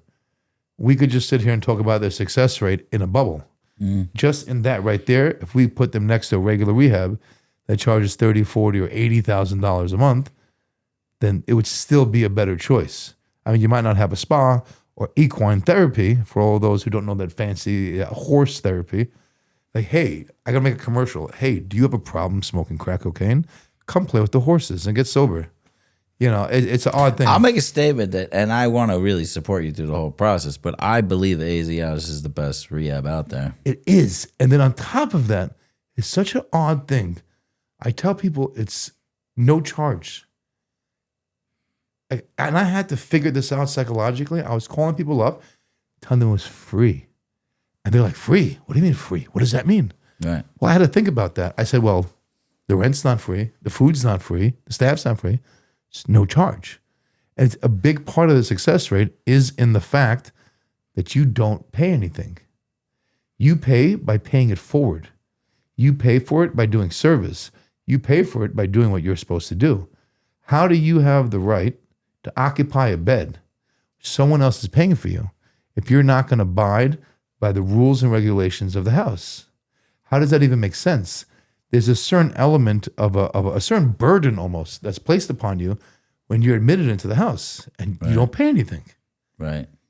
It's like, hello, we're going to love you and we're going to help you. Sit down. So it's like, what do you mean you don't want to clean the floor? I don't know. What do you mean you don't want to go to group? What does that mean? It doesn't exist. Right. Guy's paying you $50,000. He goes, hey, lunch is at 12. Why is it 12:10 right now? Who are you? You literally came to a facility and said, I don't know how to run my life. I don't care if you're a lawyer. I don't care what you are. I don't care if you're a Shiva Bacher, a lawyer, a doctor, whatever. You said, I'm powerless over drugs and alcohol. My life is unmanageable. Please help me. And they're like, sure, no problem. Sit down. So, I mean, forget about the aspect of like community. So what are you gonna do? You're gonna bike around. First of all, I'm gonna get Eric on. He's gonna tell me all the philosophies of AZ House, which I'm very excited about. But you're this is my estimation, by in the a way. motorcycle. I don't work for the AZ House, by the way. I know. This is in my estimation. I do. It's not fair. I do a stretching class with the guys once a week on Tuesdays. A stretching class. Stretching. A whole class of stretching. Just stretching for Is an it hour. yoga or stretching? I started out calling it yoga, but it's no. I tell you why. No. There are a lot of movements that are taken from yoga. Right. Okay. I would say a good 60-70% of the movements are from yoga, but it's not in like a traditional yoga flow in that sense. So it's a stretching. It's a class. stretching. I mean, these guys are they're sitting most of the day. They're in group after group after group after group. Halfway, other than the time they leave to go to town to go to meetings, they're sitting on the couch. Right. Their guys have told me, I don't know if Eric enjoys it, but their guys have told me it's their favorite group of the week. Oh. I mean, they didn't come for stretching, but no, it's very important. Listen. So you're saying that's... It actually gives me insight into who's who and what's going on in the house. That's nice. It always very telling when a guy shows up and he's there for 3 hours and he starts telling you what you need to do to be more effective in the class. It gives you a little insight into where people are holding. Well, let me ask you a question. Okay. Motorcycle trip. We're driving. Yeah. We're going. It's 2 dudes, love motorcycles, miss their friend. They support a free rehab for the Jewish community in Jerusalem, Israel, driving around, going to different communities, meeting other Jewish bikers, telling people about their amazing program, and taking checks. What do you want me to tell you, dude? Well, if someone wants to book you to come to their community, how do they do that? What do they do? I guess I would give you our numbers. All right. I'll put it in the description. We would come to any community. And they don't have to give money. We're not looking for the money necessarily. It's anybody that wants to know what we do, who we are. Yeah. We're glad to come to their community. Are you guys doing a special social media for it? It's going to be on the AZ House. So we're doing a social media, but we're going to put it out like very, very close to the actual trip. It's going to be a social media. They could track us. We're going to put our photos, videos. We're meeting a Jewish biker group in University City outside St. Louis. Oh, cool. So they're going to like escort us out a little bit. Like this, I had this dream in my head where like we would go from community to community and we'd get like handed off by different biker groups. No, there's a JMA. It's called the Jewish Motorcycle Alliance. Every year they do something called the Ride to Remember. Right. They choose different locations and to promote Holocaust remembrance. So they obviously are very motivated and concerned with Jewish matters. Could people join you on this at all? Absolutely, 100%. We can, if someone like wants to meet us on a leg. I'm wondering, like in my head, I'm seeing like you guys both have the beards of Forrest Gump. I feel like it should be like a Forrest Gump motorcycle situation. All of a sudden, you have like 40 motorcycles behind you. Like, how did they get here? That would be sick. Okay, but guys, if you're a biker, you want to have some fun, join in. They do not need to be Jewish. We're purely community based. Like we're sobriety based. Anyone that supports what we do, they don't even need to be in the sobriety community. If they wanted to come join us, we're all for the love and the positivity. Like, can I join you guys in my Tesla? We don't do anything. It has to have an engine. It has to have a combustion engine. It has to be a combustion. You guys engine. I'd bring it for comedic relief. And it has to produce at least 100 decibels. Forget it. No, it's not. Can't do it. Okay, fine. No, you can give me a support vehicle if you want. I'll give you a support vehicle. Yeah, you can hold the food and the barbecue and stuff. That's true. Maybe just pull over at night and just have a big put some steaks on the grill. You get a support vehicle. All right, well, we'll see if I have time for that. But we would love for it. Anybody wants to join us, 100% welcome to it. We're going to start from Baltimore. We're going up to Cleveland. That's happening. And then from Cleveland, we're going a little bit, I think it's south, a little bit southwest to St. Louis.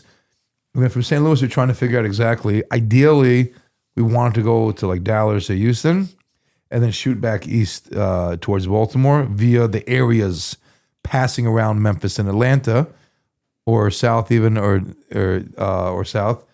And we absolutely the producer has something to say. What do you? I thought we're actually landing in New York, not Baltimore. We're leaving from Baltimore and ultimately landing in New York. Yeah. All right. So we would very much love it. Look. Okay, I want you guys to collab with me on some of the stuff because I want to be very supportive of this. I'm just saying that. So we would definitely appreciate that. Send it over. Again, I don't speak for the AZL. My estimation of things is that we very much support that idea. It's an amazing cause. And I'll also make a suggestion while you guys are out there. We'll do like Instagram Live. So we're gonna blow you guys up. We're gonna do. We're gonna have Instagram. We're gonna do social media. How do people follow you now? How do people follow AZ House now? So I'll send you a link with our social media. Okay, but say it also. Do we know it? We have we should have an AZ House Instagram. AZ House Instagram. We should have AZ House. We do have AZ House TikTok. We do have an AZ House Instagram. We're gonna put all the links in the description, but yeah, we're all links in the description. And give them a lot of support. We're gonna give updates. We're gonna put the link to this particular event that we're doing. We're gonna put a link to that. And we're put a link to our social media, and we're pushing it. Okay, I'm asking you a final question. Just last one? Okay, we go a little longer, but whatever you want. I promised my wife that I'm taking her out for her birthday. I don't want to hold you guys. whatever. There's you want. almost nothing that would make me want to stop this conversation besides from it's my wife's hear birthday, you, buddy. and You she saw bias, is baby. significantly Do what better you gotta looking do. than you. And I'm just Hey, gonna what you talking? You say see that. this beard, bro? What are you talking about? She doesn't have the ability to grow that beard, so you got Thank one God. thing on top of her. Well, anything, bro. Ask me. No, the question I ask everybody, rooftop question. Yeah. You're on top of the rooftop yelling something to the world. What do you want the world to know? Yell it to the world.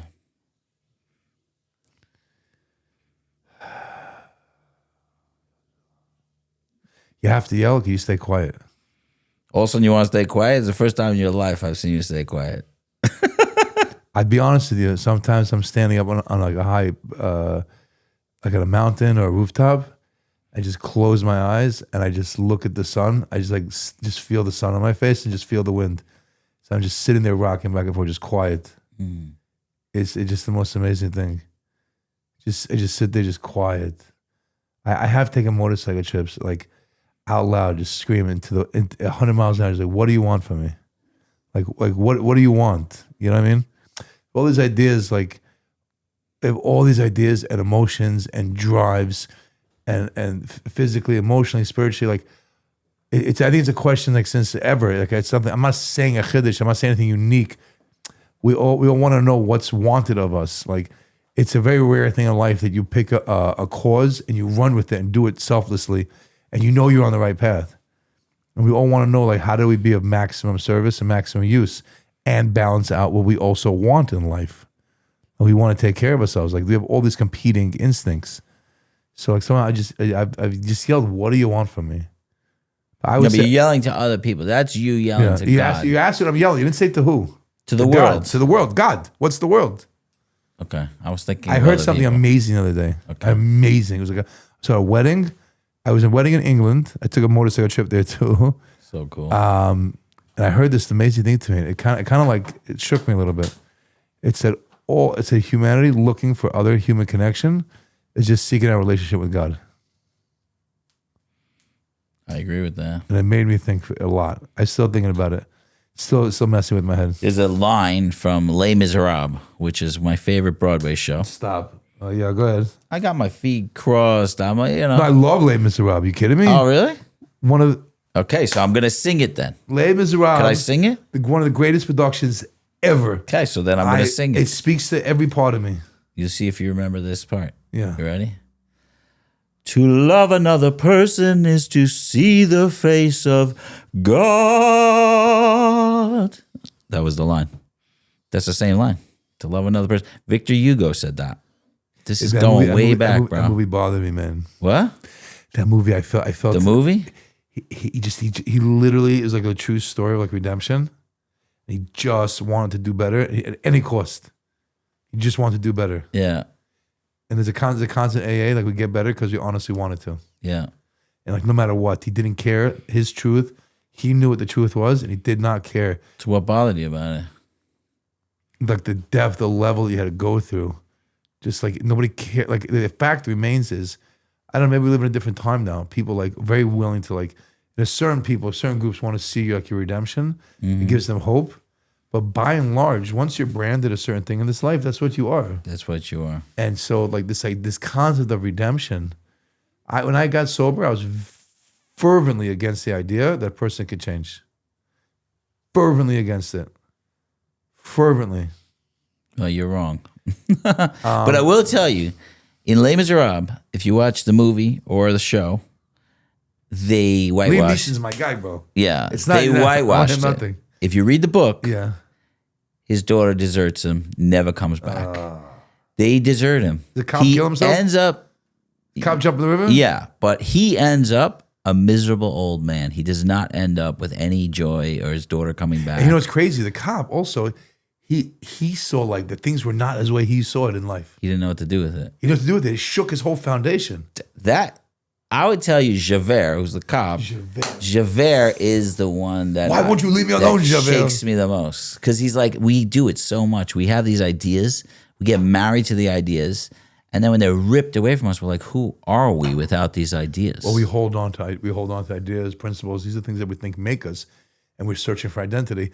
But he couldn't even live without them. when he took the cuffs there, he just jumped in. I I couldn't understand it. It shook him. What you think is real is not real. Yeah. And I say this like to be cute maybe, and like I'm just being like melodramatic. I tell people tell me these crazy stories, and I'm like, yeah, none of this is real, dude. Like after I got sober, like after having been through so many near death experiences, I just think like in suffering, I just look at life like anything can happen. Like what's the difference? Like what is this? Like it's like none of it makes any sense. And like as we see like lately, like life just seems crazier and crazier. Like it's so odd, you know. Like it's anything can be. It's whatever. And you saw the look on his face in the movie when he jumped into the river. It was yeah. It's one of my favorite movies. He couldn't step. He didn't realize there was more to him than this ideas. So to me, I very much relate to him. I mean, I watched this show when I was 16 years old as a Broadway show, and it shook me to my core. I love it. Like absolutely shook me to my core. Chevelle. And there was so many things. The Priest, that was amazing. Do you remember Mark Schickler? Who's Mark Schickler? Mark Schickler used to sit in our place at the front desk. Mark. Oh, Mark that passed away. Yeah. You remember Mark? Yeah, I remember Mark. So me and Mark were roommates in Ave. Yeah. Really? Yeah. Son of a gun. That we knew each other for forever. He was my best friend. That's why he worked in our place. Really? So He was very well loved by the guys. He's the best ever. He was one of the greatest people Very ever. sad. I miss him tremendously. But when he was my roommate, I made him learn the entire Broadway show so we could sing it together. That's a little weird, bro. And he actually had this like falsetto voice, so he could do the girl parts. That's a little weird, dude. Dude, we were very weird. No, the 100% the weird. Priest. I love that thing that spoke to me the most in the middle of the movie when he stole his silverware. He leaves. They brought him back, and the priest said, "Yeah, you forgot the rest." You forgot the rest. And he goes, "With this, you're talking about believing in somebody. That blind faith in the other side of the coin. By all laws, the guy should have just taken the silver, and just continue being a criminal." He said, "I bought your soul. I bought your soul for God." Yeah, that's what he said. Yeah, but sometimes I'm saying that's the guy. So that's the guy. So I want to tell you something. Yes. So that right there is what I was trying to tell you earlier. So that the people that I took advantage of, who I for sure all of them, every once in a blue moon it did something. I'm telling you, you don't know which one is which. Right. And some guys did stupid things like they give you money. Here's money for cigarettes. I took advantage of most of them. Yeah. But sometimes you look back, and it's only after you get sober you look back. Like, oh, that guy really did try to help me. Yeah. So like he came back with his silver. He didn't even know him. I buy your soul. I buy you don't. You don't have to be a criminal anymore. I redeemed you with this one act of love. Of love. Of love. And that's his connection with that connection right there was he was showing him this is God. And he was the muscle to and God. not everybody is as you see them. Right. That's a hard one to deal with, by the way. Just like Chevere, when you meet people in the community and you start to realize that people have very varied character traits. That some people are real scumbags, but are also amazing people. Yeah. And some amazing people are also scumbags. That's where it's very difficult. And you start to see the little nuance in life. But Chevere just jumped in. And some people don't get sober because they cannot cope with that. No. That's it. They see things a certain way. And then you start to realize things about your upbringing, your childhood, and you start to realize how people are in the community. I know you wanted to talk about that more. We didn't really get so much into it. Yeah, no, a little bit, but when I talk to you, I really feel you really express like very few people could express to the common folk that are not addicts, or the normies we call them, what it means. Like when you were saying, this is the answer to all my problems, the drugs. Like I understood that everything, this is it. This is the promised land, the drugs. It's you immediate. discovered it. Immediate. And when people are out there saying like, oh, they're drug addicts because they can't control themselves, or can't do this, they have like all these stupid ideas about it.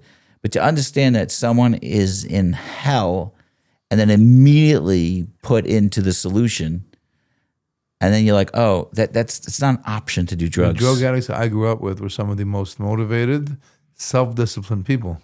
Yeah. Nothing to do with it. They had an issue, and it was solving the issue until it stopped solving the issue. Yeah. Okay, anyway, listen, I want to tell you something. For myself, my personal message, I know I am now old enough, although you look as old as me now, but What you I'm talking now about, old bud? enough. I am now old enough to say that I am really proud of you. And I'm really, really glad What we age got you to gotta do sit it down. to? I just think it's very patronizing for people like similar age. Why? Like younger people saying I'm proud of you. It's funny is- for all the positivity stuff I said and the love stuff. I don't think that's odd.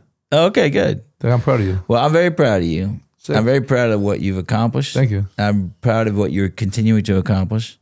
And when I'm really, really struggling with a guy who's really not getting there, I think of you all the time. I will say a funny thing. I'll give a message. Yeah. The funny thing I'll tell you is AA is the only place you go where you get a round of applause for saving your own life. Right. So you're like, oh, you come so far. I'm like, oh, you mean like I used to overdose and die and now I don't? Right. Like, What, you want a cookie? yeah, exactly. What's You that? want a cookie? What's that? You're like I ain't oh, never been to jail. you're What, like, you want a cookie? You're like, oh, so you don't want to go to jail anymore and like wake up in hospitals and like be homeless and suffer? Right. Like, oh, they're like, you just did what any normal person would do. Right. The second thing I'll tell you to kids is like, they don't see it. I don't know how it happens. We're just in this loop where they start to like think that their pain, excuse me, I'm sorry. It's indicative of all addicts. And I'm sure I did the same. I'm positive the same thing. These kids start to think and convince themselves that nobody has ever experienced the level of distress, dis-ease, and suffering that they have, ever. And that they're going through is 100% unique. And like I want to grab Addicts on the neck and say there's absolutely nothing unique about your suffering and condition in relation to the cure. In relation to what solves the problem, there's nothing unique at all. Well, I don't know if that's a helpful thing to say, but what I'm saying is, you're saying it doesn't matter how unique it is that you think it is. The solution is the same. In relation to the cure, I don't understand what you're saying. That's why I'm in asking. relation to the cure, everyone in this room has diabetes. Right. This guy lost one leg. This guy can't sleep at night. This guy suffers from severe energy crashes. Okay, this guy has mood swings. This guy put on 100 pounds. This guy lost 3 fingers. All right, you're up to 6 guys. Now you They're gotta all say, yeah. unique issues. They all need the same insulin. There's nothing unique about the biomechanics of their issue in relation to the cure. It is a fundamental aspect of addiction that we start to believe that we're the most unique creatures out there in the world. I promise you, when you were arguing at our place, 100% believe no one understood me. 100%. The only thing that changed you get sober is you realize it's true, but it doesn't matter. I let go of that. I needed people to understand every aspect. There are things that I would love to articulate to somebody today, and it hurts and it pains sometimes. I cannot reach across the room and explain to you certain things that I feel and certain ideas that I have and bring you back to certain memories that I possess. But you get to understand that at some point, it just doesn't matter. That's it. You let go of it. That's what I'm trying to convey. In relation to the cure, it does not matter. I think it's very wise. It's what it is, though. You will find some people that will get this 60% and that 30% and that 90%. Even when you go to bed with your wife, you close your eyes in your own head. You are Sonny. Sony. Sonny. Keep saying Sonny, dude. I'm never going to do it, but you got to get over it. That's hilarious. I can't even enunciate. Sonny. Octopus. Say octopus. Octopus. A Sonny octopus. Sonny octopus. A It's the Sonny. same It's the O is octopus. A Sonny octopus. Say Netanel. Nitanel. Nisano. Nisanel. Sani. Nisanel.